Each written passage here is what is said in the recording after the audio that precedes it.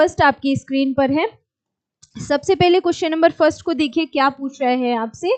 Question number first कह रहा है कि निम्नलिखित अधिनियमों में से किसके द्वारा भारत परिषद यानी कि इंडिया काउंसिल, ठीक है, इंडिया काउंसिल को समाप्त किया गया।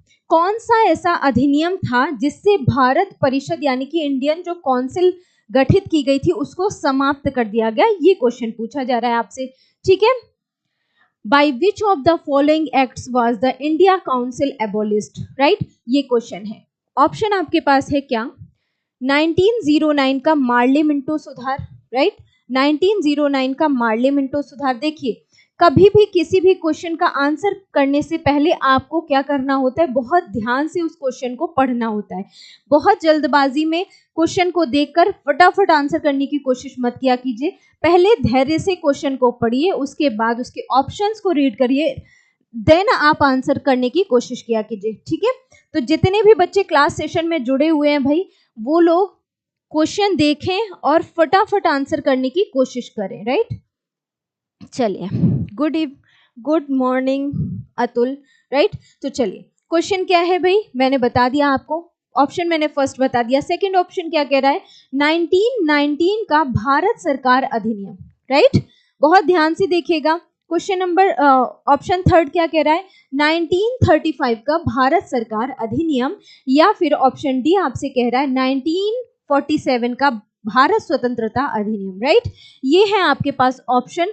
अब आप लोगों को बताना है कि भारत परिषद यानी कि इंडिया काउंसिल जो थी उसको समाप्त कब किया गया, ये आपसे पूछा जा रहा है, ठीक है। कब समाप्त किया गया ये बताना है आपको। चलिए आंसर कीजिए, जितने भी लोग क्लास सेशन में जुड़े हुए हैं क्वेश्चन का आंसर करने की कोशिश करें। जितने भी बच्चे या जितने भी स्टूडेंट्स क्लास सेशन में जुड़े हुए हैं वो लोग आंसर करने की कोशिश करें। तो चलिए मैं आंसर बता देती हूं आप सभी को, ठीक है। इसका राइट आंसर क्या हो जाएगा, ऑप्शन सी। जैसा कि आप सभी को पता ही होगा कि भारत सरकार अधिनियम जो 1935 का था, 1935 का जो भारत सरकार अधिनियम था, इससे काफी हद तक, अगर आप 75% या 80% कहना चाहेंगे, तो हमारे संविधान में यहाँ से जो प्रावधान जो किए गए थे डायरेक्ट हमारे संविधान में पुट कर दिए गए, राइट। तो भारत सरकार अधिनियम जो था, इसी के द्वारा क्या किया गया, भारत काउंसिल यानी कि भारत परिषद का क्या कर दिया गया, भारत परिषद को समाप्त कर दिया गया, राइट। भारत परिषद को समाप्त कर दिया गया। यहाँ पर एक पॉइंट और याद रखते हैं आपको, 1935 के ही अधिनियम द्वारा क्या हुआ था, तो आपका राइट आंसर क्या हो गया, ऑप्शन सी हो गया आपका राइट आंसर। और 1935 के अधिनियम द्वारा ही एक काम और किया गया था जो कि क्वेश्चन बहुत बार पूछा जाता है, ये रिपीटेड क्वेश्चन है, राइट। अतुल का बहुत सही, बहुत बढ़िया अतुल, 1935 आंसर किया है, वेरी गुड, ठीक है। तो भारत परिषद समाप्त कर दिया गया। और एक पॉइंट और जरूरी है जो बहुत ज्यादा पूछा जाता है, क्या पूछा जाता है कि कौन सा ऐसा एक्ट था जिससे प्रांतों में द्वैध शासन को समाप्त करके केंद्र में द्वैध शासन को लागू कर दिया गया। तो आपका राइट आंसर क्या हो जाएगा, यहाँ पर आपको नोट डाउन करना है कि यही वो एक्ट था जहां से क्या किया गया, प्रांतों में द्वैध शासन समाप्त कर दिया गया, राइट। क्या कर दिया गया, प्रांतों में द्वैध शासन समाप्त कर दिया गया, राइट। ये पॉइंट आपको याद रखना है। प्रांतों में द्वैध शासन समाप्त हो गया कौन से एक्ट के तहत, 1935 के तहत। और इसी से क्या हुआ, प्रांतों में द्वैध शासन को समाप्त करके कहाँ लागू कर दिया गया, आपको याद रखना है, केंद्र में लागू कर दिया गया, राइट। केंद्र में द्वैध शासन को लागू कर दिया गया, राइट। केंद्र में द्वैध शासन लागू कर दिया गया। एक पॉइंट और याद रखना है। चलिए मैं इसमें एक नया पेज ऐड कर देती हूँ और आपको थोड़ा सा अच्छे से समझा ही देती हूँ, राइट। 1935 का जो भारत शासन अधिनियम था, इसमें क्या हुआ, पहला पॉइंट मैंने आपको बता दिया, भारतीय काउंसिल को समाप्त कर दिया गया, राइट।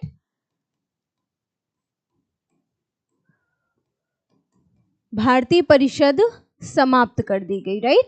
ये पहला पॉइंट हो गया, समाप्त हो गई। सेकेंड पॉइंट क्या आया, मैंने आपको बताया कि प्रांतों में द्वैध शासन व्यवस्था को समाप्त कर दिया गया, राइट। प्रांतों में द्वैध शासन समाप्त। अगर प्रांतों में द्वैध शासन समाप्त कर दिया गया, क्वेश्चन बनता है भाई तो लागू कब किया गया होगा? अगर समाप्त किया गया तो लागू कब किया गया होगा, ये भी आपको पता होना चाहिए कि प्रांतों में द्वैध शासन लागू कब हुआ था। 1919 का, 1919 का जो मॉन्टेग्यू चेम्सफोर्ड सुधार था, राइट।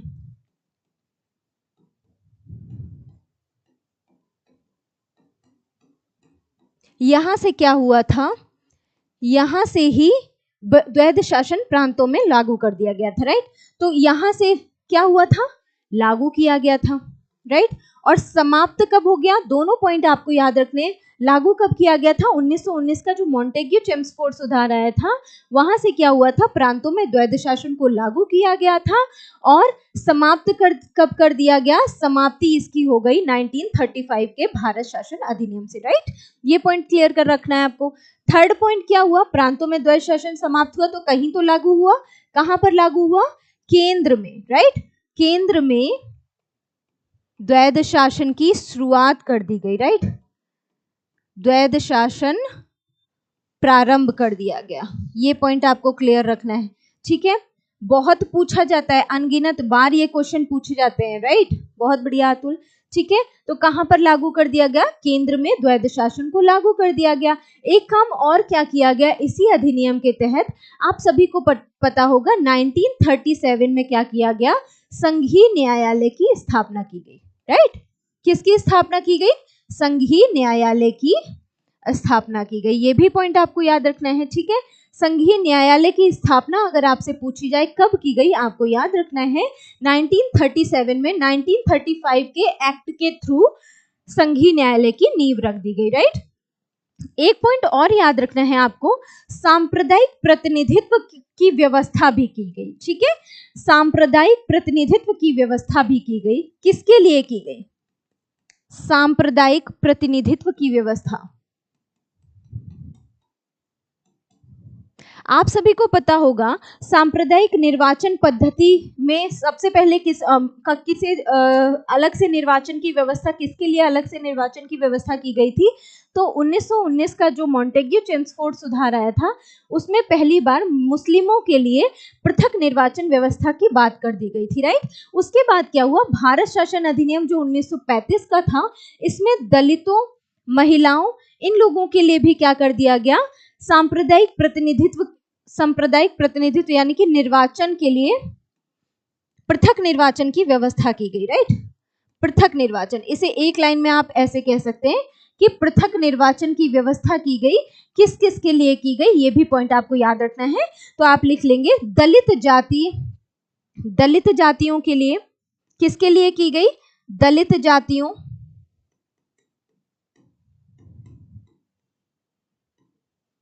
महिलाओं, ठीक है, दलित जातियों के लिए की गई व्यवस्था, महिलाओं के लिए व्यवस्था की गई, और मजदूर वर्गों के लिए भी, ठीक है। इसमें मजदूर वर्गों को भी शामिल कर लिया गया, राइट। मजदूर वर्गों के लिए भी क्या कर दिया गया, पृथक निर्वाचन व्यवस्था की, यानी कि सांप्रदायिक प्रतिनिधित्व की बात की गई, राइट। ये पॉइंट भी आपको याद रखना है। जब हम केंद्र में द्वैध शासन की बात करेंगे तो आपको एक पॉइंट और याद रखना है कि जो विषय थे, ठीक है, द्वैध शासन प्रणाली में जो विषय थे उनको कैसे बांट दिया गया, दो भागों में बांट दिया गया, ठीक है। विषयों को दो भागों में बांट दिया गया, एक तो स्थानांतरित विषय, ठीक है, एक तरफ स्थानांतरित विषयों को शामिल किया गया, और दूसरी तरफ क्या हो गए, आरक्षित विषय, राइट। ये भी पॉइंट आपको याद रखना है। जब मैं आपको संवैधानिक विकास पढ़ाऊंगी तब मैं आपको वहां पर इंपॉर्टेंट सारे एक्ट्स के बारे में पढ़ाऊंगी, वहां पर इन सारी बातों को मैं बहुत अच्छे से डिफाइन करूंगी आप लोगों को, राइट। तो आरक्षित विषयों को भी शामिल किया गया, ठीक है। तो दो पार्ट्स में बांट दिए गए विषय, एक स्थानांतरित हो गया, एक आरक्षित हो गया, ठीक है। यहां तक बातें क्लियर हो गई। और एक पॉइंट और जरूरी है भाई, क्या किया गया, 10% जनसंख्या को मत का अधिकार प्रदान किया गया, ठीक है, मताधिकार प्रदान किया गया।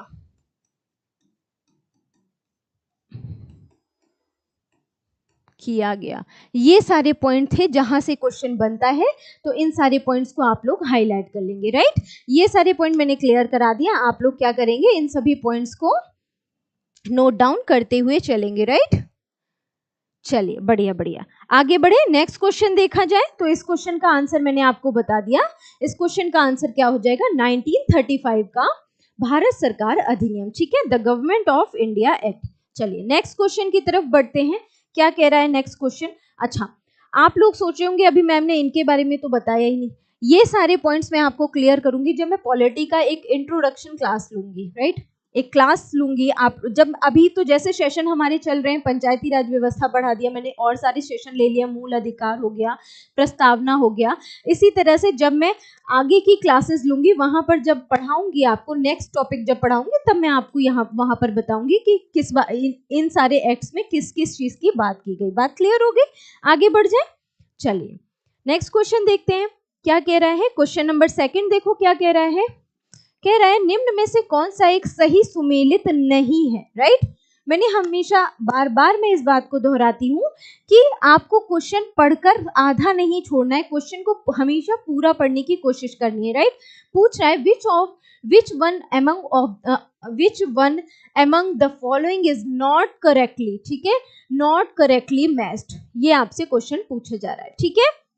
आपको बताना है क्या होगा, यहाँ पर एक तरफ प्रावधान दिया गया है, एक तरफ संविधान का भाग दिया गया है। आपको बताना है कौन सा भाग है जो सही सुमेलित नहीं है, मतलब सही तरह से मिलाया नहीं गया है, राइट। पहला है आपका ऑप्शन क्या, नागरिकता। इसमें बोला गया है क्या ये नागरिकता जो है वो भाग 2 का हिस्सा है, आप सभी को पता होगा, चलिए उसकी बात आगे करेंगे, राइट।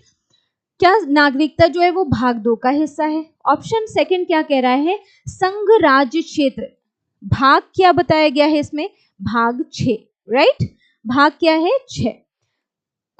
ऑप्शन थर्ड क्या कह रहा है, नगर पालिकाएं, यहां पर क्या है भाग 9 का, यानी कि 9A, राइट।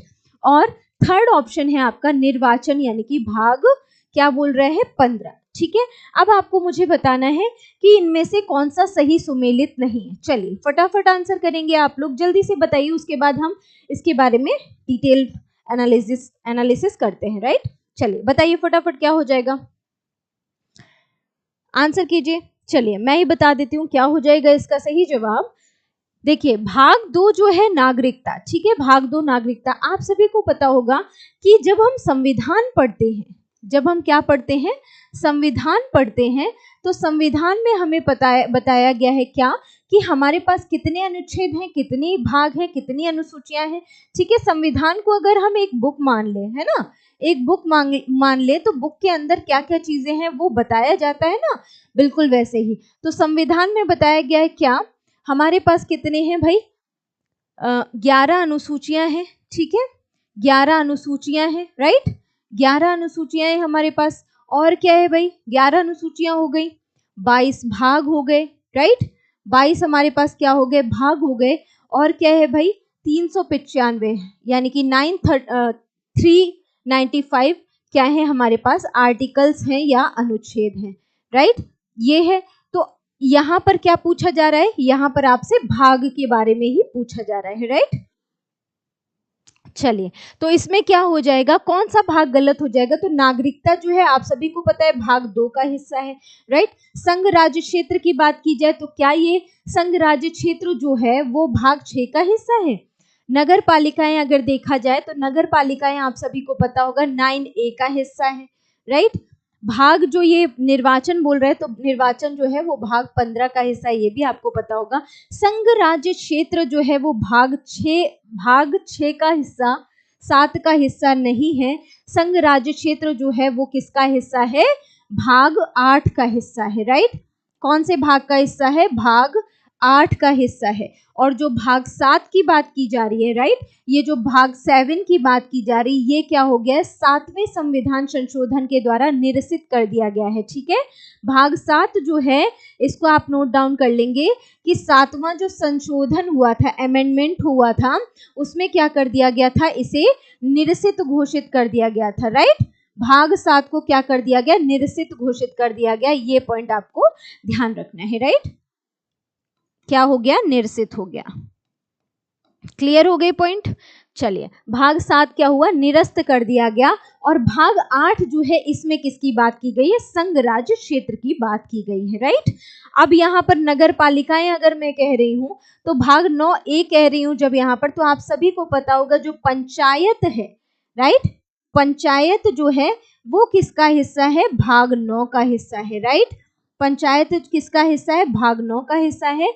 नगर पालिकाएं जो है, नगर पालिकाएं जो है वो किसका हिस्सा है, 9A का हिस्सा है, राइट। नगर पालिकाएं किसका है, भाग 9A का, यानी कि 9A या 9A जो भी कहना चाहे, 9 का भी कहते हैं, ए को का कहते हैं, राइट, हिंदी में। अगर आपसे पूछा जाए सहकारी समितियां, राइट, अगर आपसे पूछा जाए सहकारी समितियां, तब आपका राइट आंसर क्या हो जाएगा, तब आपका भाग कौन सा हो जाएगा, 9 खा, भाग 9 खा, या 9B भी कह सकते हो इसे आप, राइट, 9B भी कह सकते हो, ठीक है। तो इस तरह से आपको याद रखना है। अब मैं क्या करती हूँ, आप लोगों को एक बार बता भी देती हूँ इंपॉर्टेंट भाग के बारे में, राइट। देखिए क्वेश्चन बहुत ज्यादा, क्वेश्चन अटेम्प्ट करने की जगह हम लोग क्या करना चाहेंगे, हम लोग कोशिश करेंगे कि क्वेश्चन, अगर एक क्वेश्चन पढ़ रहे हैं तो उसके अंदर की भी सारी चीजों को उसी जगह पर रिवीजन कर लें, राइट। तो अब यहाँ पर जरूरी भागों के बारे में देख लो भाई, कुछ बता देती हूँ, 9 तक 10 तक 9 तक ही बता देती हूँ। उसके बाद क्या करेंगे, जब पॉलिटी में जो जनरल अवेयरनेस का जो सेक्शन में करा रही हूँ वहां पर मैं आपको टू द पॉइंट चीजों को और अच्छे से बता दूंगी, राइट। चलिए आगे बढ़े। चलिए देखिए जरा कुछ भाग, कुछ इंपॉर्टेंट भाग के बारे में देख लीजिए फटाफट। अगर मैं भाग फर्स्ट की बात करूं तो भाग फर्स्ट क्या कह रहा है, क्या कह रहा है भाई, संघ राज्य क्षेत्र के बारे में, ठीक है। संघ राज्य क्षेत्र के बारे में ये आपको ध्यान रखना है, ठीक है। अगर मैं भाग 2 की बात करूं, भाग 2 हमें क्या बता रहा है भाई, भाग 2 यहाँ पर आर्टिकल भी अगर हम लोग देखें तो आर्टिकल क्या हो जाएगा, आर्टिकल कहाँ से कहाँ तक डिफाइन किया गया, आर्टिकल 1 to 4 तक इसको डिफाइन किया गया है, ठीक है। सेकंड की बात करें तो भाग 2 में क्या है भाई, भाग 2 प्रावधान करता है नागरिकता का, यानी कि सिटीजनशिप का, राइट। भाग 2 किसका प्रावधान करता है, नागरिकता का प्रावधान करता है। अगर आपसे आर्टिकल पूछ लिया जाए तो आप बताएंगे आर्टिकल 5 to 11 में किसका प्रावधान किया गया है, नागरिकता का प्रावधान किया गया है, राइट।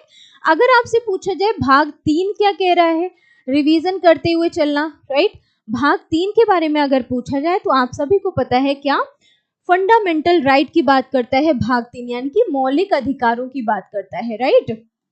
किसकी बात कर रहा है, मौलिक अधिकारों की बात कर रहा है भाग 3, ठीक है। तो भाग 3 अगर मौलिक अधिकारों की बात कर रहा है तो यहाँ पर आर्टिकल क्या हो जाएगा, आर्टिकल आप सभी को पता है 12 to 35 में क्या हुआ है, डिफाइन किया गया है मौलिक अधिकारों को, यानी कि फंडामेंटल राइट्स को, राइट। चलिए अगर मैं कहूं कि भाग 4 क्या है, यहाँ पर 3 में हमें मौलिक अधिकार दे दिए गए, तो भाग 4 किसे प्रदान किया गया, भाग 4 हमें दिया गया किसे, राज्य के नीति निदेशक तत्वों के रूप में, ठीक है। राज्य के नीति निदेशक तत्व, डीपीएसपी कहते हैं इसको, राइट, नीति निदेशक तत्व। और ये आर्टिकल कहां से कहां तक है, ये भी पॉइंट आपको याद रखना है, आर्टिकल 36 to 51, राइट, 36 से 51 तक डिफाइन करता है इसे। अब अगर बात की जाए, एक संशोधन हुआ था, ठीक है, 42वां संविधान संशोधन 1976 में हुआ, ठीक है। 42वां संविधान संशोधन जो हुआ 1976 में हुआ, उसके द्वारा क्या किया गया, एक नया भाग जोड़ा गया। कौन सा जोड़ा गया, आपको पता है, भाग 4 का, ठीक है। भाग 4A ऐड किया गया, कौन से संशोधन के द्वारा ऐड किया गया, ये भी आपको लिख लेना है।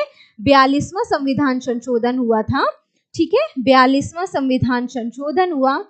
देखिए जहां से क्वेश्चन बनते हैं भाई वो सारे पॉइंट में हाईलाइट करा रही हूं अलग से, ठीक है, उसी तरह से आपको पढ़ते हुए चलना है। 42वां संविधान संशोधन हुआ कब, 1976 1976, ठीक है, ये हुआ। इसमें किया क्या गया ये भी पॉइंट आपको याद रखना है। मैंने आपको बताया एक नया भाग जोड़ा गया। कौन सा भाग जोड़ा गया? भाग 4 का जोड़ा गया, ठीक है। इसके द्वारा भाग 4 का जोड़ा गया और इसमें शामिल किसे किया गया? ठीक है, इसमें शामिल किसे किया गया? भाग 4 का में किसे शामिल किया गया? मौलिक कर्तव्यों को शामिल किया गया, राइट। किसे शामिल किया गया? मौलिक कर्तव्यों को शामिल किया गया। मौलिक कर्तव्यों को शामिल किया गया। और आर्टिकल किसे डिफाइन, कौन सा आर्टिकल है जो मौलिक कर्तव्यों यानी कि फंडामेंटल ड्यूटीज को डिफाइन करता है? तो वो आर्टिकल भी आपको याद रखना है 51A यानी कि 51 का, ठीक है। आर्टिकल 51A जो है वो किसे डिफाइन करता है? मौलिक कर्तव्यों यानी कि फंडामेंटल ड्यूटीज को डिफाइन करता है, राइट। अगर आपसे पूछा जाए कि मूल संविधान में हमें कितने मौलिक अधिकार दिए गए थे, तो मूल संविधान में टोटल मौलिक अधिकार अगर पूछा जाए, आप सभी को मैं मौलिक अधिकार का, फंडामेंटल राइट्स का टॉपिक पहले ही पढ़ा चुकी हूँ। वहां पर मैंने आपको बताया था मूल संविधान में टोटल 7 राइट्स दिए गए थे हमें, राइट, 7 दिए गए थे। लेकिन अगर वहीं आपसे पूछ लिया जाए कि वर्तमान में हमारे पास कितने फंडामेंटल राइट्स हैं, आपको याद रखना है वर्तमान में हमारे पास 6 फंडामेंटल राइट्स हैं। भाई फंडामेंटल राइट्स बहुत इंपॉर्टेंट टॉपिक है, चाहे वो यूपीएससी हो चाहे वो यूपीपीएससी हो, आप सभी को पता है। आप लोग ने अगर एग्जाम दिया होगा, आप लोग बेहतरीन तरीके से इस चीज को समझते होंगे, राइट। तो अगर मैं कहूं कि एक कौन सा अधिकार कम हुआ, तो आप सभी को पता है कि संपत्ति का अधिकार था, ठीक है। आर्टिकल 19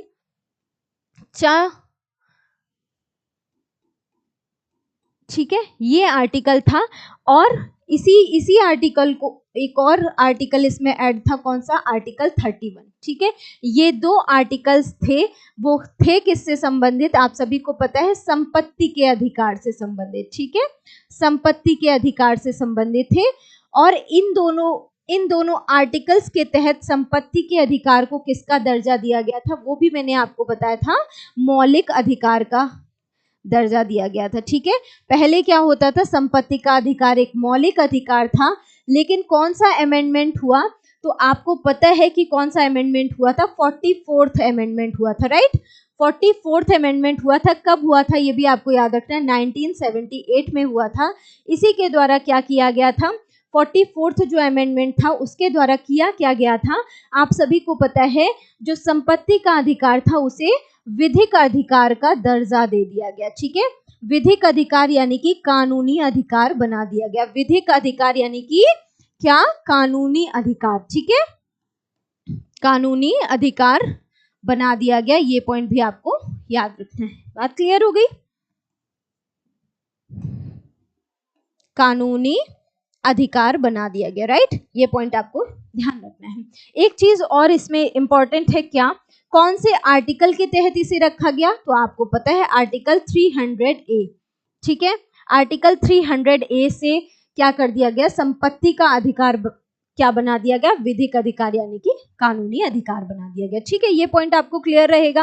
अगर मैं कहूं कि मूल संविधान में हमारे पास कितने फंडामेंटल ड्यूटीज थे, मूल संविधान में टोटल कितने थे भाई? मूल संविधान की अगर बात करें तो मूल संविधान में हमारे पास टोटल कितने थे? 10 थे, ठीक है। मूल संविधान में हमारे पास 10 मौलिक मतलब जो फंडामेंटल ड्यूटीज थी वो हमारी 10 थी, राइट। बढ़िया बढ़िया, ठीक है। मूल संविधान में 10 थे। अगर हम वर्तमान की बात करें कि वर्तमान में हमारे पास कितनी फंडामेंटल ड्यूटीज हैं, आप सभी को पता है 11 फंडामेंटल ड्यूटीज हैं, राइट। और अगर आपसे पूछा जाए कि 11वीं जो फंडामेंटल ड्यूटी है वो किसे प्रदान की गई, तो आप सभी को पता होना चाहिए किसे प्रदान की गई। तो वो किसे दी गई? अभिभावकों को, यानी कि माता पिता या अभिभावक का ये कर्तव्य होगा कि वो अपने 6 से 14 वर्ष की आयु तक के बच्चों को क्या करे? शिक्षा का अवसर प्रदान करें, राइट। तो ये पॉइंट भी आपको ध्यान रखना है, ठीक है। तो अब हमारे पास टोटल वर्तमान में अगर पूछा जाए, आप याद रखेंगे 11 क्या है हमारे पास? मौलिक कर्तव्य, ठीक है। यहां तक बात हो गई। भाग 4 का तक मैंने आपको बता दिया। अब देखते हैं भाग 5 में क्या कह रहा है, ठीक है। भाग 5 किसकी बात करता है? भाग 5 किसकी बात कर रहा है? आप सभी को पता है भाग 5 बात करता है संघ की, राइट। भाग 5 बात करता है संघ की, ठीक है। भाग 6 किसकी बात करता है? आपको याद रखना है भाग 6 बात करता है राज्य की, ठीक है।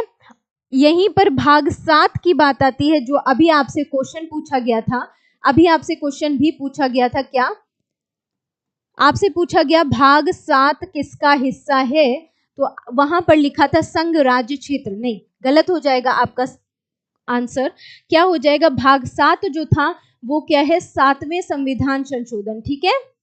7वां जो संविधान संशोधन हुआ था, यानी कि अमेंडमेंट हुआ था, उसके द्वारा क्या कर दिया गया? इसको निरसित कर दिया गया, यानी कि ये अब क्या है? इम्प्लीमेंट नहीं होता है, ठीक है। ये याद रखना है। भाग 8 आपको बता दिया। भाग 8 क्या हो जाएगा? संघ राज्य क्षेत्र को डिफाइन करेगा, राइट। राज्य और संघ और राज्य क्षेत्र को डिफाइन करेगा, ऐसे लिख लेंगे, ठीक है।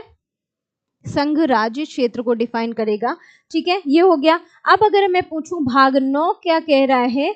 भाग 9 किसका हिस्सा है? तो आपका राइट आंसर क्या हो जाएगा? मैंने आपको बता दिया, पंचायत, ठीक है। पंचायत को किस में शामिल किया गया? भाग 9 में शामिल किया गया। और आपको पता होना चाहिए कौन सी अनुसूची थी जो पंचायती राज, पंचायत से संबंधित थी। आपको याद रखना है भाई, 11वीं अनुसूची थी, ठीक है। कौन सी? 11वीं अनुसूची थी। और इसको कौन से अमेंडमेंट के तहत संवैधानिक दर्जा दिया गया? तो भी आपको याद रखना है 73वां जो संविधान संशोधन हुआ था, राइट। 73वां संविधान संशोधन हुआ था। कब हुआ था 73वां संविधान संशोधन? मैंने आपको बताया था 1992 में हुआ था, ठीक है। उसी से क्या कर दिया गया? इनको संवैधानिक, यानी कि पंचायतों को संवैधानिक दर्जा प्रदान कर दिया गया, ठीक है। संवैधानिक दर्जा प्रदान कर दिया गया। ये पॉइंट भी आपको क्लियर रखना है अपने माइंड में, ठीक है। और यहाँ पर क्या किया गया था? मैंने आपको बताया भाग 9 जोड़ा गया, अनुसूची 11वीं जोड़ी गई, और कितने विषय शामिल कर लिए गए इसमें? पंचायतों में कितने विषयों को शामिल कर लिया गया? 29 विषयों को शामिल कर लिया गया। यहां से भी क्वेश्चन बनता है, तो ये भी पॉइंट आपको याद रखना है, राइट। चलिए नेक्स्ट देखिए। नेक्स्ट आपसे क्या पूछ रहा है? भाग 9 का, ठीक है। भाग 9 का यानी कि 9A किसको डिफाइन करता है? आपको याद रखना है नगर पालिकाओं को, राइट। किसे? नगर पालिकाओं को। नगर पालिकाओं को डिफाइन करता है। और नगर पालिकाओं को कौन सी अनुसूची में डाला गया? आपको ये भी पॉइंट याद रखना है। अनुसूची कौन सी हो जाएगी? अनुसूची हो जाएगी आपकी 12वीं, राइट। 12वीं अनुसूची हो जाएगी। अगर आपसे अमेंडमेंट पूछ लिया जाए कि कौन से अमेंडमेंट के तहत, तो आपको याद रखना है 74th जो अमेंडमेंट हुआ था, 74वां संशोधन हुआ था, ठीक है। 74वां संविधान संशोधन हुआ था। ये भी कब हुआ था? 1992 में ही हुआ था, राइट। अच्छा, एक बात और याद रखनी है, 1992 में ये संविधान संशोधन हुआ था, लेकिन अगर आपसे पूछा जाए पंचायतों की जो व्यवस्था थी उसको लागू कब कर दिया गया, तो आपको याद रखना है 1993 से क्या किया गया था? इसको लागू किया गया था, राइट। 1993 से इसे लागू किया गया था। ये भी पॉइंट आपको ध्यान रखना है, राइट। ये हो गया 74वां संविधान संशोधन। अब अगर इसमें बोल दिया जाए कितने विषयों को शामिल किया गया, तो आपको याद रखना है 18 विषयों को शामिल किया गया था। ये पॉइंट भी आपको माइंड में क्लियर रखना है, ओके। चलिए अब बात करते हैं भाग 9B की, ठीक है। मैंने आपको थोड़ी देर पहले भी बताया था भाग 9 खा या 9B कह सकते हैं। इसमें किसे रखा गया? सहकारी समितियों को, कोऑपरेटिव कमिटीज, ठीक है। सहकारी समितियां, इनको रखा गया भाग 9 खा में। ये भी पॉइंट आपको याद रखना है, ठीक है।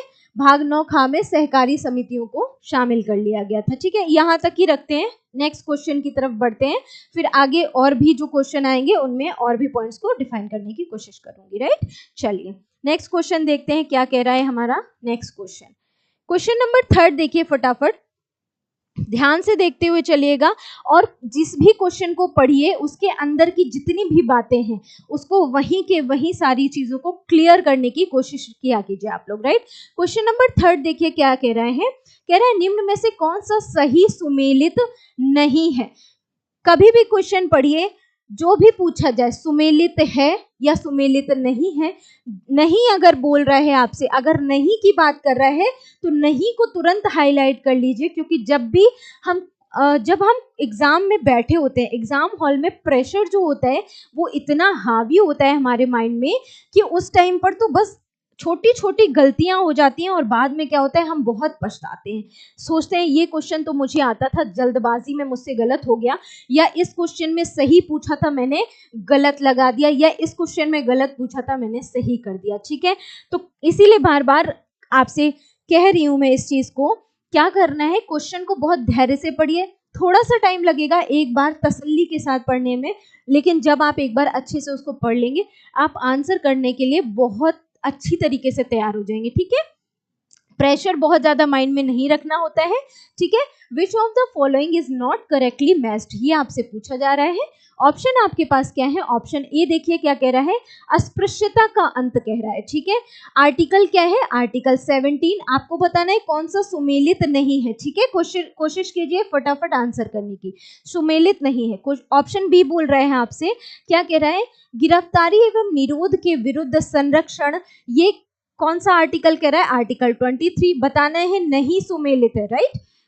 ऑप्शन 3 क्या कह रहा है, सॉरी, कह रहा है धर्म की स्वतंत्रता, आर्टिकल कौन सा है, आर्टिकल 25। फोर्थ आपसे बोल रहा है क्या, अल्पसंख्यकों के हितों का संरक्षण, आर्टिकल 29। अब आप लोग मुझे फटाफट आंसर करके बताइए कि इसका गलत कौन सा है, जो गलत सुमेलित है, जो सही सुमेलित नहीं है। चलिए फटाफट आंसर कीजिए, मैं आप लोगों के आंसर्स का वेट कर रही हूँ, आंसर बताइए जल्दी से, क्या हो जाएगा इसका राइट आंसर, कौन सा सही सुमेलित नहीं है। जितने भी बच्चे क्लास सेशन में जुड़े हुए हैं वो लोग क्लास सेशन को शेयर जरूर कर दिया करें, ताकि और भी फ्रेंड्स जो हैं, ठीक है, उन तक भी ये क्लास पहुंच जाया करे, राइट। चलिए क्या होगा इसका राइट आंसर, मैं आप लोगों को बता देती हूँ। भाई आप सभी को पता होगा कि आर्टिकल जो है, आर्टिकल 17, उसी में ही किस चीज का प्रावधान किया गया है, अस्पृश्यता का अंत, यानी कि अस्पृश्यता का मतलब क्या हो गया, छुआछूत का अंत, राइट। छुआछूत का अंत अगर आपसे पूछा जाए कौन से आर्टिकल से किया गया, तो आपका सही जवाब हो जाएगा आर्टिकल 17, राइट। अब अगर आपसे पूछा जा रहा है गिरफ्तारी एवं निरोध के विरुद्ध संरक्षण, तो क्या आर्टिकल 23 जो है वो गिरफ्तारी और निरोध के विरुद्ध संरक्षण की बात करता है, बिल्कुल गलत हो जाएगा आंसर, क्योंकि इसका प्रावधान कौन सा आर्टिकल करता है। भाई आप सभी को पता है, मैंने आपको फंडामेंटल राइट्स पढ़ाया था, मैंने बहुत अच्छे से आपको सारी चीजों को डिफाइन करने की कोशिश की थी। Very nice answer Atul.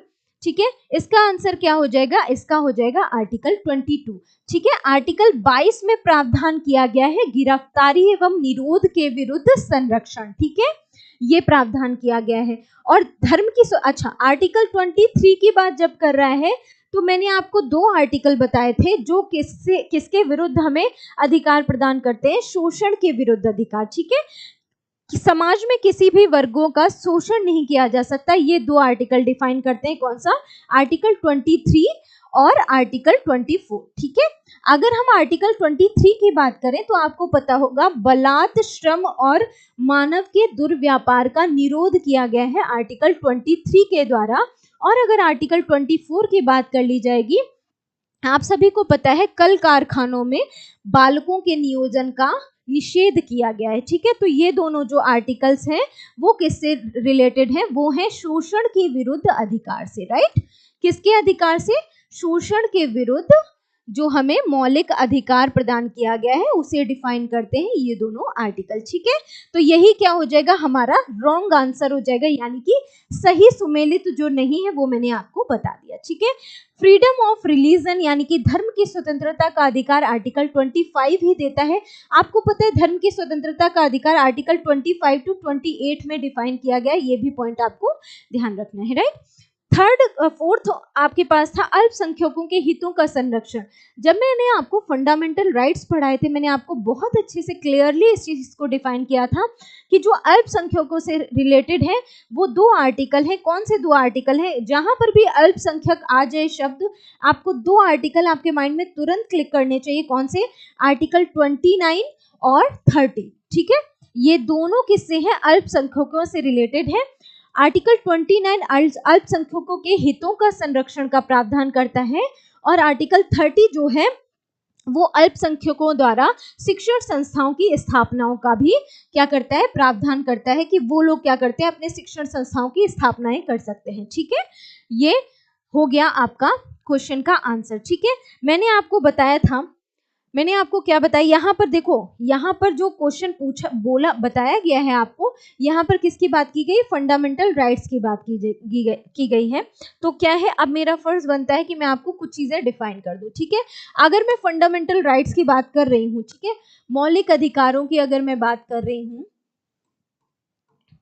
मौलिक अधिकार, तो आपको क्या ध्यान रखना है, आपको याद रखना है कि मौलिक अधिकार मैंने अभी जस्ट बताया कौन से भाग में डिफाइन किया गया है, तो भाग 3 में मौलिक अधिकारों का वर्णन किया गया है। राइट, भाग 3 किसका प्रावधान करता है, मौलिक अधिकारों का प्रावधान करता है। और मौलिक अधिकार अगर आपसे पूछा जाए कि कहाँ से लिए गए हैं, तो भी आपको क्या याद रखना है, मौलिक अधिकार का प्रावधान कहाँ से लिया गया है, अमेरिका से लिया गया है। राइट, कहाँ से लिया गया है, अमेरिका, यानी कि यूएसए जिसे कहते हैं, यूएसए के संविधान से मौलिक अधिकारों को लिया गया है। राइट, ये पॉइंट भी ध्यान रखना था।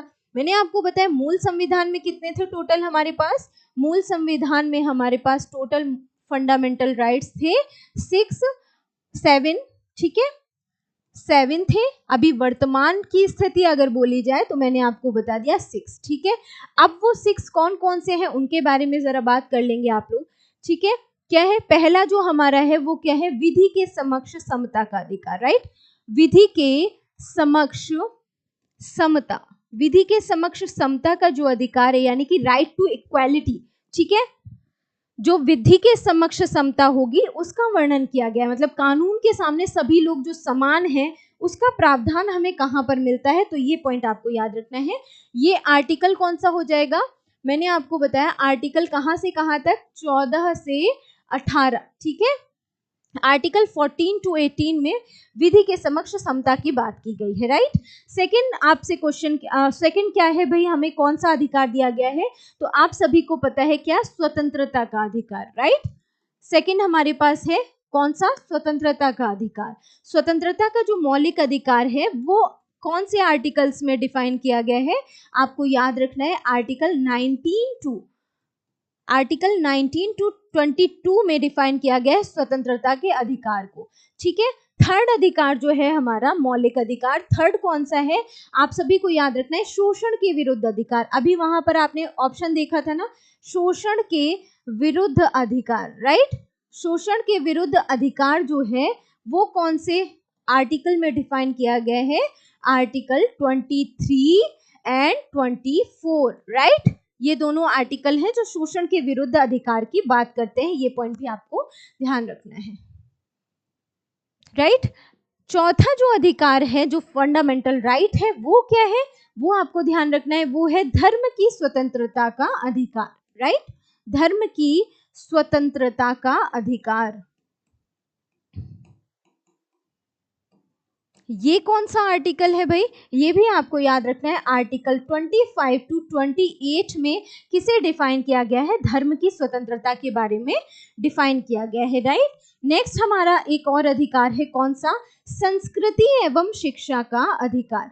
संस्कृति एवं शिक्षा का अधिकार। राइट, संस्कृति एवं शिक्षा का अधिकार, ये हो गया आपका कौन सा, फंडामेंटल राइट, 5वां। ठीक है, ये किसे डिफाइन कर रहा है, आर्टिकल 29 एंड 30 को। ठीक है, जहां पर किससे रिलेटेड प्रावधान आपको मिलते हैं, आपको एक शब्द याद रखना है, किससे, अल्पसंख्यकों से रिलेटेड। राइट, ये पॉइंट आप याद रखेंगे, जहां पर भी अल्पसंख्यक की बात आ जाए आपको 29 और 30 आर्टिकल ध्यान रखना है।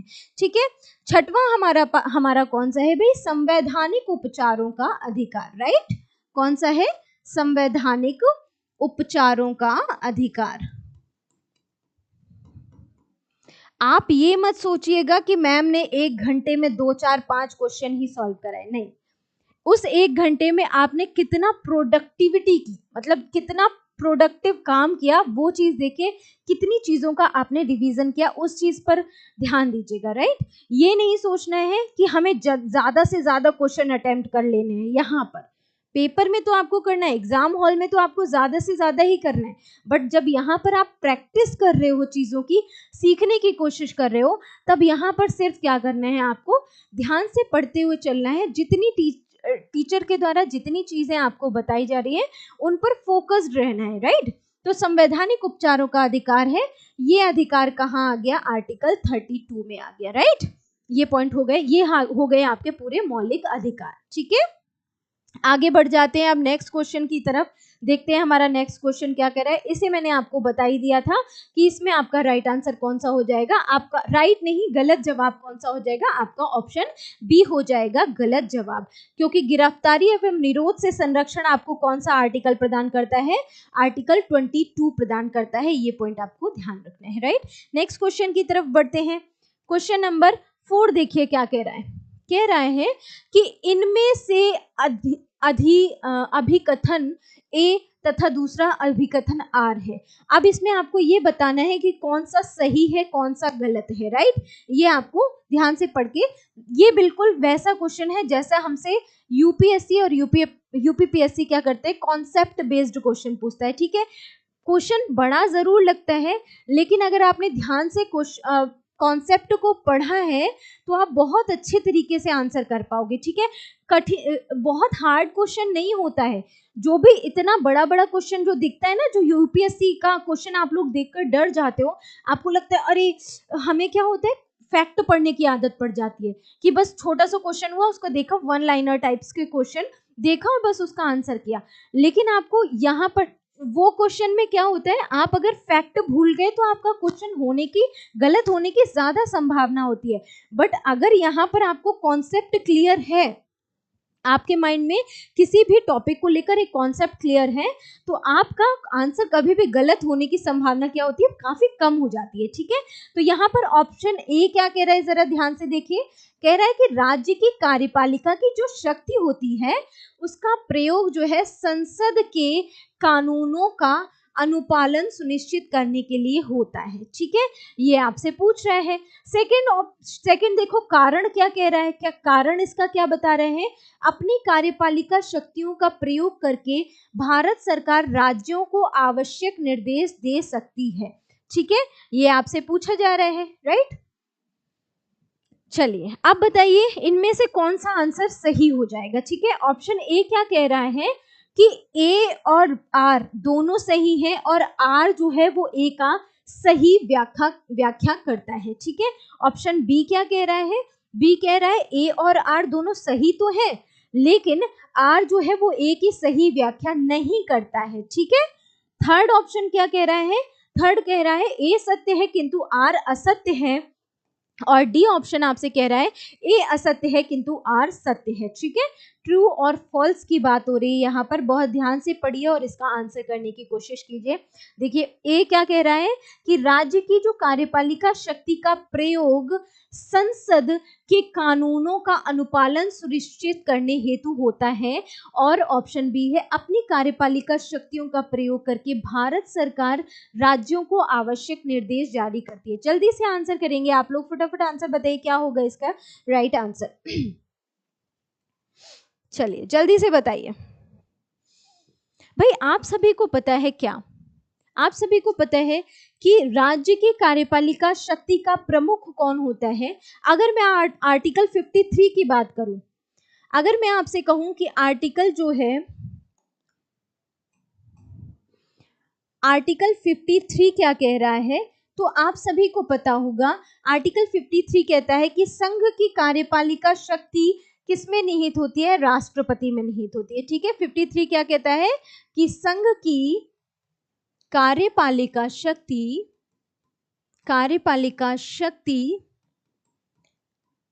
राष्ट्रपति में निहित होती है। बहुत पूछा जाता है ये क्वेश्चन, ठीक है। किसमें निहित होती है, संघ की कार्यपालिका शक्ति का प्रावधान कौन सी आर्टिकल में किया गया है, आपको याद रखना है आर्टिकल 53, और संघ की कार्यपालिका शक्ति किसमें निहित होती है, तब भी आपका राइट आंसर हो जाएगा राष्ट्रपति में क्या होती है, निहित होती है, राइट। और वहीं अगर बात की जाए राज्य की कार्यपालिका शक्ति, तब आपसे क्या, तब आपका सही जवाब क्या हो जाएगा, राज्य की कार्यपालिका शक्ति का प्रमुख कौन होता है, भाई वहां संघ में राष्ट्रपति होगा तो राज्य में कौन होगा? राज्य में कौन हो जाएगा? राज्य में राज्यपाल हो जाएगा। ठीक है, तो राज्य की कार्यपालिका का प्रमुख कौन होता है? आपको याद रखना है, राज्य की कार्यपालिका का प्रमुख होता है राज्यपाल। ठीक है, ये पॉइंट आपको याद रखना है। और राज्यपाल इन कार्यों का क्रियान्वयन कराता कैसे है? उसके स्वविवेक पर आधारित नहीं होता है, वो क्या करता है? मंत्रिपरिषद की सलाह पर काम करता है। राइट, ये पॉइंट भी आपको ध्यान रखना है, मंत्रिपरिषद की सलाह पर काम करता है। ठीक है, आप सभी को पता होगा कि भारत में जो है वो कार्यपालिका का वास्तविक प्रधान कौन होता है?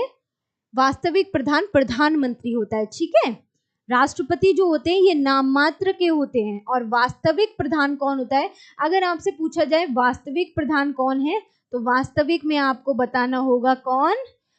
कार्यपालिका शक्ति का वास्तविक प्रधान कौन होता है? तो वास्तविक प्रधान में आप बताएंगे प्रधानमंत्री होता है। ठीक है, प्रधानमंत्री के हाथ से ही सारे काम होते हैं। राष्ट्रपति का काम सिर्फ और सिर्फ क्या होता है? राष्ट्रपति का काम सिर्फ और सिर्फ हस्ताक्षर करना होता है। राइट, ये क्या होते हैं? नाम मात्र के प्रधान होते हैं। नाम मात्र के प्रधान होते हैं। और वास्तविक कार्यपालिका शक्ति का प्रमुख कौन होता है? वास्तविक कार्यपालिका शक्ति का प्रमुख होता है प्रधानमंत्री। राइट, ये पॉइंट भी आपको क्लियर रखना है। ये कॉन्सेप्ट होते हैं जहां से क्वेश्चन गलत होने की ज्यादा संभावना होती है। और प्रधानमंत्री भी क्या करता है?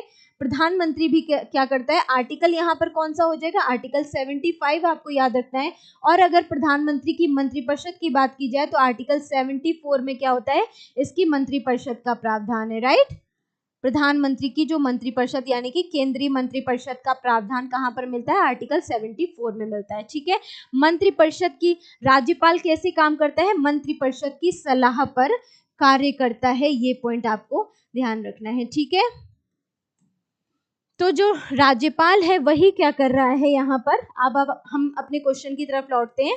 क्या कह रहा है कि राज्य की कार्यपालिका शक्ति का प्रयोग संसद के कानूनों का अनुपालन सुनिश्चित करने के लिए किया जाता है। ठीक है, ये आपका ऑप्शन जो है वो बिल्कुल ठीक है। ठीक है, सेकंड कह रहा है अपनी कार्यपालिका शक्तियों का प्रयोग करके भारत सरकार राज्यों को आवश्यक निर्देश दे सकती है। ये भी कथन एकदम ठीक हो जाएगा। तो आपका ऑप्शन कौन सा हो जाएगा? ऑप्शन आपका राइट हो जाएगा, ऑप्शन ए। ठीक है, ए और आर दोनों सही हैं और आर ए की सही व्याख्या करता है। अच्छा, आर ए की सही व्याख्या करता है, इसको भी समझने का एक पॉइंट होता है। कैसे समझने का पॉइंट होता है?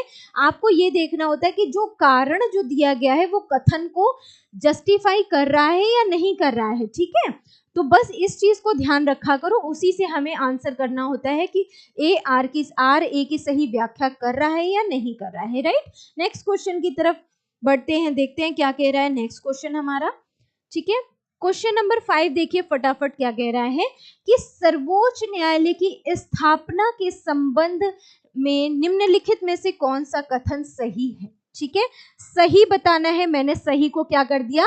हाईलाइट कर दिया। ठीक है, क्वेश्चन को जब भी आप एग्जाम हॉल में बैठे होते हैं वहां पर इतना प्रेशर होता है ना, इसलिए क्या है, जब आप प्रैक्टिस सेशन में होते हो, जब आप प्रैक्टिस कर रहे होते हो, जब आप तैयारी के फेज में होते हो, उस समय क्या है, उसी चीज की आदत डाल लीजिए जैसे हमें प्रेजेंटेशन देना है एग्जाम हॉल में। ठीक है, तो एग्जाम हॉल में आपको कैसे करना है? इसी तरीके से करना है। नहीं पूछ रहा है तो नहीं को हाईलाइट कर दिया, सही पूछ रहा है तो सही को हाईलाइट कर दिया। राइट, चलिए अब यहाँ देखिए सर्वोच्च न्यायालय यानी कि सुप्रीम कोर्ट की बात की जा रही है। ठीक है, किसकी बात की जा रही है? सुप्रीम कोर्ट की। देखिए कौन सा स्टेटमेंट सही होगा, देखते हैं जरा।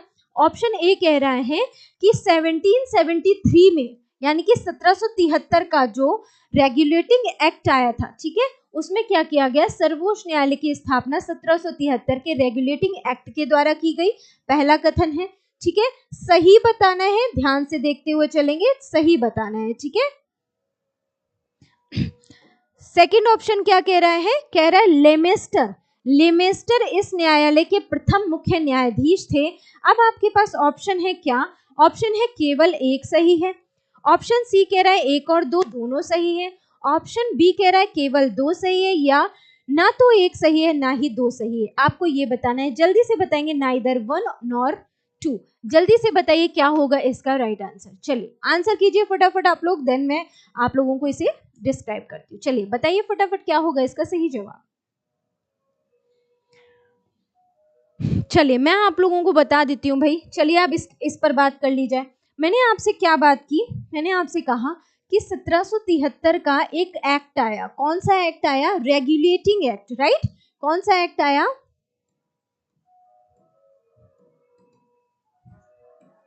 रेगुलेटिंग एक्ट आया। किस लिए आया? रेगुलेटिंग एक्ट क्यों आया भाई?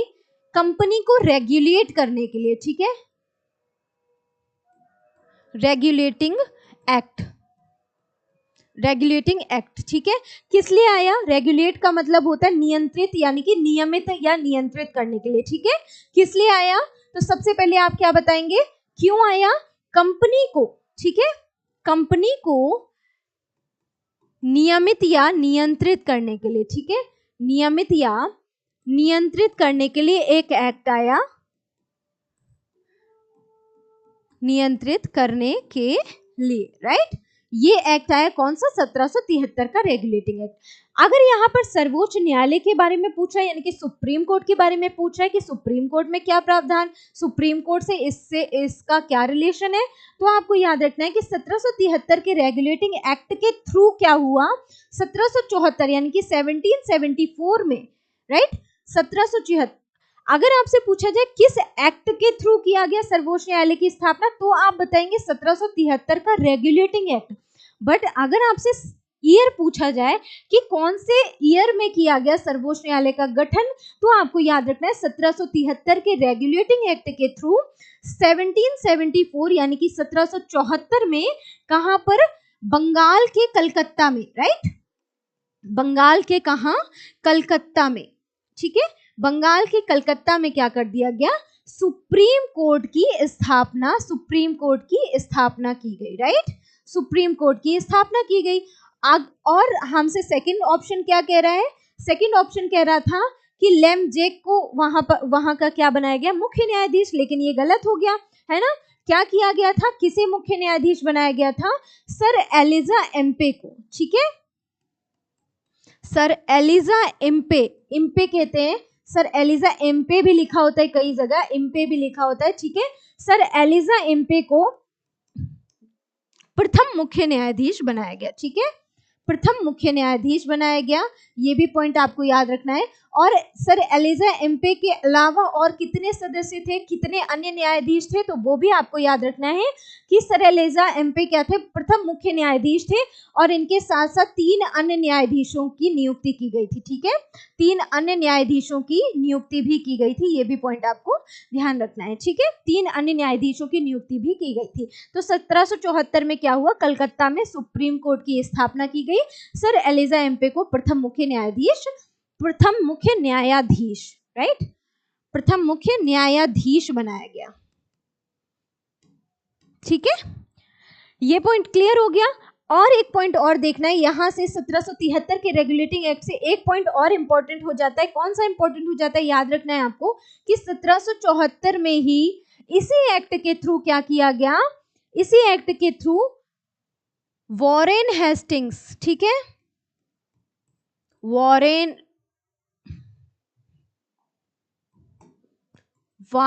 हेस्टिंग्स को क्या बनाया गया?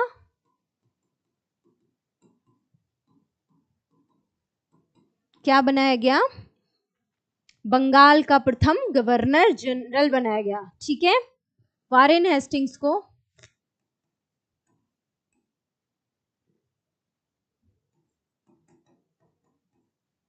बंगाल का प्रथम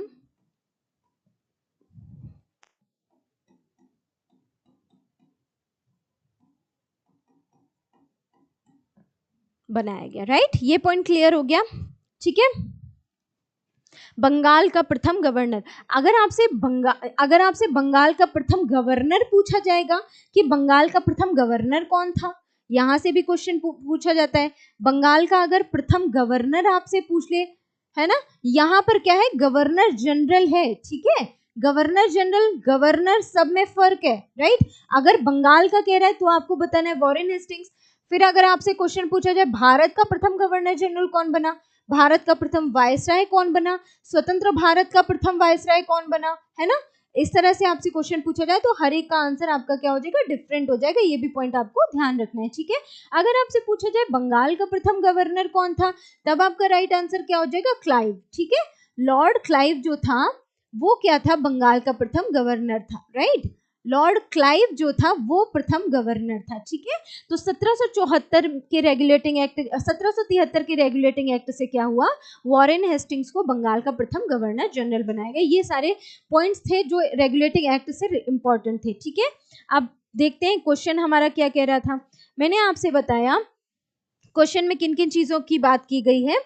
ये कह रहा है कि सर्वोच्च न्यायालय की स्थापना 1773 के रेगुलेटिंग एक्ट के द्वारा की गई। तो ये तो पॉइंट मैंने आपको बता दिया कि ये तो पॉइंट ठीक हो गया, ठीक है। Option A is the right answer. लेकिन यहाँ पर क्या कह रहा है, लेमेस्टर इस न्यायालय के मुख्य न्यायाधीश थे। तो मैंने आपको बताया लेमेस्टर ना होकर क्या थे भाई, sir Elijah Impey, right. Sir Elijah Impey को क्या बनाया गया था, प्रथम मुख्य न्यायाधीश बनाया गया था।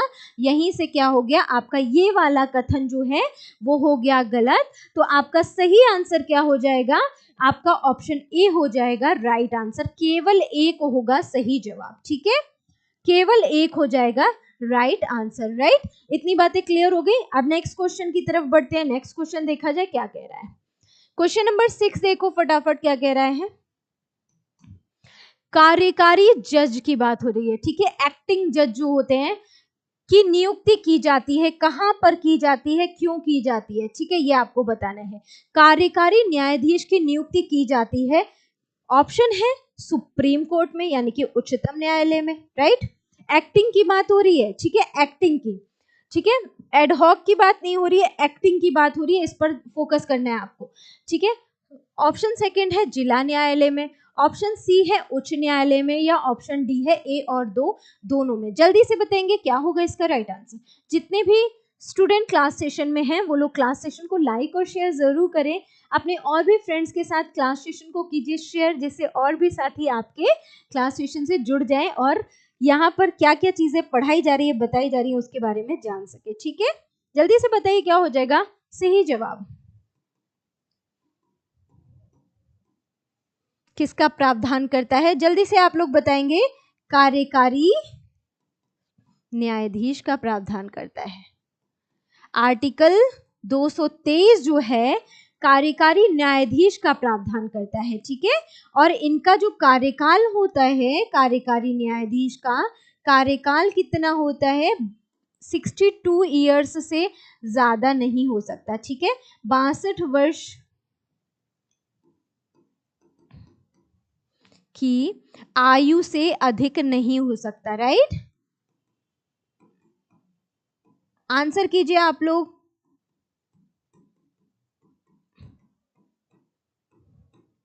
ठीक है, तो इसका राइट आंसर क्या हो जाएगा, बोथ। देखिए यहीं पर मिस्टेक कर दी ना अतुल, गलती कर दी ना आपने। बोथ कैसे हो जाएगा, सुप्रीम कोर्ट और हाई कोर्ट दोनों जगह होते हैं, नहीं नहीं नहीं, बिल्कुल गलत है। इसका राइट आंसर क्या हो जाएगा, सिर्फ हाई कोर्ट में, ठीक है। जब क्या होता है, जब क्या होता है हाई कोर्ट सुप्रीम कोर्ट का न्यायाधीश क्या हो, कार्य ना कर रहा हो, ठीक है। क्या होता है भाई, नहीं सॉरी मैंने क्या होगा इसका सही इसका राइट आंसर क्या हो जाएगा, जब हाई कोर्ट का जो मुख्य न्यायाधीश है, हाई कोर्ट के मुख्य न्यायाधीश, ठीक है, हाई कोर्ट की बात है, हाई कोर्ट याद रखना है, कार्यकारी की बात आते ही आपको क्या ध्यान रखना है, हाई कोर्ट, ठीक है।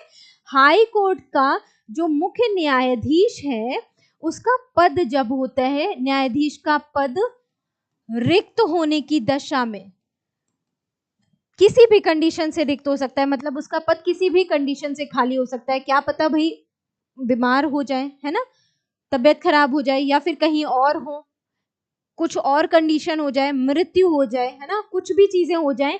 तो अगर मुख्य न्यायाधीश, हाई कोर्ट के मुख्य न्यायाधीश का पद रिक्त होता है तो हाई कोर्ट के ही, ठीक है, हाई कोर्ट के ही न्यायाधीशों में से, ठीक है, हाई कोर्ट के न्यायाधीशों में से ही क्या किया जाता है, हाई कोर्ट के न्यायाधीशों में से ही किसका चुनाव कर लिया जाता है, कार्यकारी न्यायाधीशों का चुनाव कर लिया जाता है, राइट, कार्यकारी न्यायाधीशों का चुनाव कर लिया जाता है। ये पॉइंट आपको ध्यान रखना है। कौन से आर्टिकल के तहत किया जाता है, मैंने आपको बता दिया कौन सा आर्टिकल है, आर्टिकल 223, ठीक है। आर्टिकल 223 प्रावधान करता है कार्यकारी न्यायाधीश का कार्यकाल कितना होता है, मैंने आपको बता दिया 62 वर्ष से अधिक की आयु नहीं हो सकती है, राइट। आगे यहां तक बातें क्लियर हो गई। तो हाई कोर्ट के ही न्यायाधीशों में से कार्यकारी न्यायाधीशों की नियुक्ति कर ली जाती है। तो आपको ध्यान रखना है कि कहां पर की जाती है कार्यकारी न्यायाधीशों की नियुक्ति, हाई कोर्ट में, यानी कि उच्चतम न्यायालय, उच्च न्यायालय में, ठीक है। हाई कोर्ट का प्रावधान कौन सा आर्टिकल करता है, आर्टिकल 214 में प्रावधान किया गया है आर्टिकल इसका, हाई कोर्ट का, ठीक है।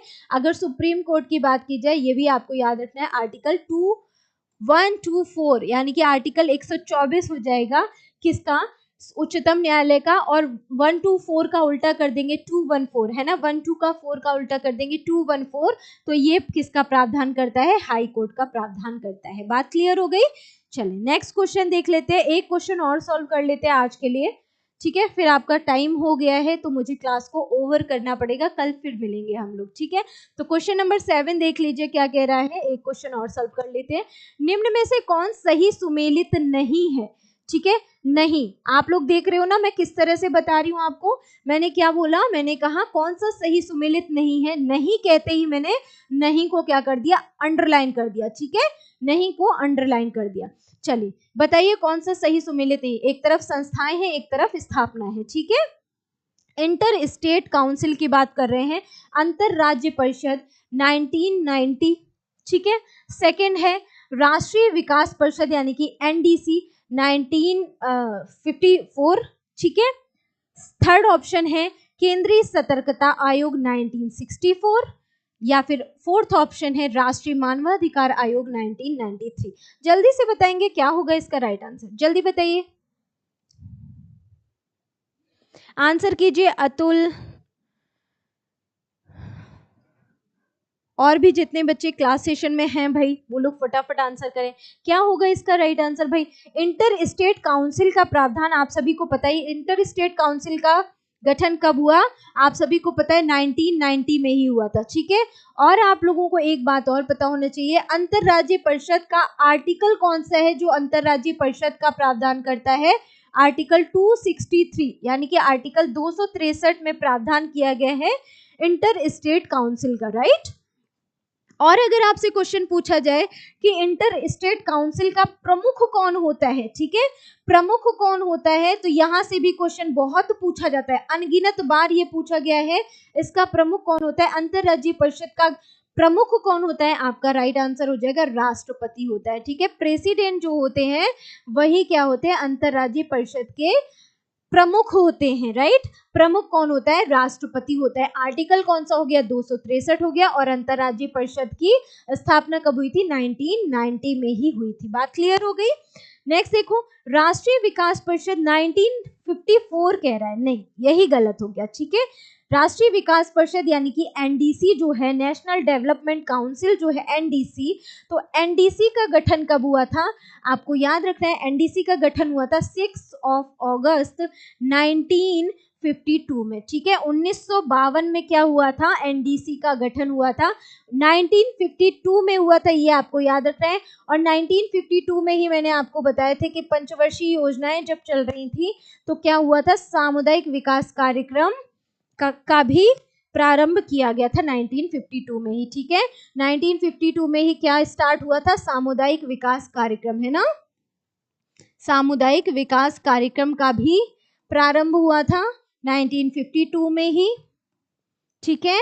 ये पॉइंट आपको ध्यान रखने हैं, 1952 में ही सामुदायिक विकास कार्यक्रम, और एक और कार्यक्रम चला था कौन सा, राष्ट्रीय विस्तार सेवा योजना, है ना, राष्ट्रीय विस्तार सेवा योजना, ये दोनों कार्यक्रम आपको याद रखने हैं, ठीक है। राष्ट्रीय विस्तार सेवा कार्यक्रम भी चलाया गया था 1952 में ही, ठीक है। कई जगह इसको 1952 भी कई जगह 1952 भी लिखा रहता है और कई जगह 1953 भी लिखा रहता है। तो 1952 आ जाए या 1953 आ जाए, जो भी आ जाए आपका आंसर सही होना चाहिए बस, ठीक है। तो ये पॉइंट आपको याद रखने हैं। तो ये क्या हो गया आपका, ऑप्शन बी हो गया आपका गलत जवाब, ठीक है। और केंद्रीय सतर्कता आयोग का गठन 1964 में ही हुआ था, तो ये हो गया राइट आंसर, ठीक है। 1964 में ही हुआ था। राष्ट्रीय मानवाधिकार आयोग का गठन भी 1993 में ही हुआ था। एक आप लोगों को कोड और बता देती हूँ, आप याद रखेंगे, अल्प महिला, ठीक है, अल्प महिला ये कोड है, और एक क्या है, मानव पिछड़ा, ठीक है, मानव पिछड़ा, ये दो कोड हैं। ये दो कोड आप याद रखेंगे तो आपको, आपका इससे क्वेश्चन कभी गलत नहीं होगा, ठीक है। अल्प महिला का मतलब क्या, 1992, ठीक है। अल्प महिला, महिला अल्प कब हुई, 1992 में। मानव पिछड़ा कब, 1993 में, ठीक है। कैसे, अब इसको कोड क्या, ये कोड का मतलब क्या है, अल्प का मतलब हो गया अल्पसंख्यक आयोग, राइट। अल्प का मतलब क्या हो गया, अल्पसंख्यक आयोग, ठीक है। ये कोड हैं जो क्या होते हैं, कभी भूलने नहीं देते चीजों को। अल्पसंख्यक आयोग का गठन कब हुआ, 1992 में हुआ। महिला का मतलब क्या हो गया, राष्ट्रीय महिला आयोग, राइट, राष्ट्रीय महिला आयोग। कब गठन हुआ राष्ट्रीय महिला आयोग का, 1992 में ही, ठीक है। इन दोनों का गठन कब हुआ, 1992 में, ठीक है। इस समय वर्तमान में अगर आपसे पूछा जाए कौन है राष्ट्रीय महिला आयोग की प्रमुख, रेखा शर्मा, राइट। नाम आपको रटे होने चाहिए, इन सब जगहों से क्वेश्चन बनते हैं, ठीक है। मानव पिछड़ा का मतलब क्या हुआ, राष्ट्रीय मानवाधिकार आयोग, मानव का मीनिंग हो गया राष्ट्रीय मानवाधिकार आयोग, और अगर आपसे पिछड़ा पूछा जाए तो पिछड़ा का क्या हो जाएगा, पिछड़ा वर्ग आयोग, राइट, पिछड़ा वर्ग आयोग। तो ये आपको माइंड में क्लियर रखने हैं, ठीक है। मानव राष्ट्रीय मानवाधिकार आयोग का गठन कब हुआ, 1993 में हुआ, और पिछड़ा वर्ग आयोग का गठन कब हुआ, 1993 में हुआ, ठीक है। तो अल्प महिला और मानव पिछड़ा से आप लोगों को इस तरह कोड बनाकर याद कर लेना है, ठीक है। क्लियर, आगे बढ़े। चलिए आप क्या करेंगे, अब यहाँ पर कल ही देखेंगे, यहाँ से क्या करेंगे, ये आपको होमवर्क का दे देती हूँ मैं क्वेश्चन, ठीक है। आप लोग कमेंट बॉक्स में क्या करेंगे, इस क्वेश्चन का आंसर करेंगे, ठीक है। ये आपका होमवर्क का क्वेश्चन रहेगा, आप लोग कमेंट बॉक्स में इस क्वेश्चन का आंसर करेंगे, और कल के सेशन में फिर से हम लोग मुलाकात करेंगे अपने इसी टाइम में 11 बजे, ठीक है। 11 बजे आप लोग मेरे साथ लाइव होना बिल्कुल भी मत भूला कीजिए। अगर आपको सेशन पसंद आता है तो आप लोग क्लास सेशन को लाइक और शेयर ज़रूर करें, और अगर अभी तक अपने चैनल को सब्सक्राइब नहीं किया हो तो वो भी आप लोग ज़रूर कर लीजिए, ठीक है, ताकि क्लास का जो नोटिफिकेशन है आप तक पहुंच जाए और आप लोग मेरे साथ क्लास में लाइव जुड़ जाएं, ठीक है। तो अभी के लिए इतना ही रखते हैं। आई होप आप लोगों को क्लास सेशन पसंद आया होगा, ठीक है। अगर पसंद आया हो तो डेली मेरे साथ जुड़िए, क्लास को लाइक और शेयर करते रहिए, राइट। तो ये है आपका होमवर्क का क्वेश्चन, कल फिर मिलते हैं, तब तक के लिए नमस्कार, खुश रहिए, पढ़ते रहिए, मुस्कुराते रहिए, जय हिंद।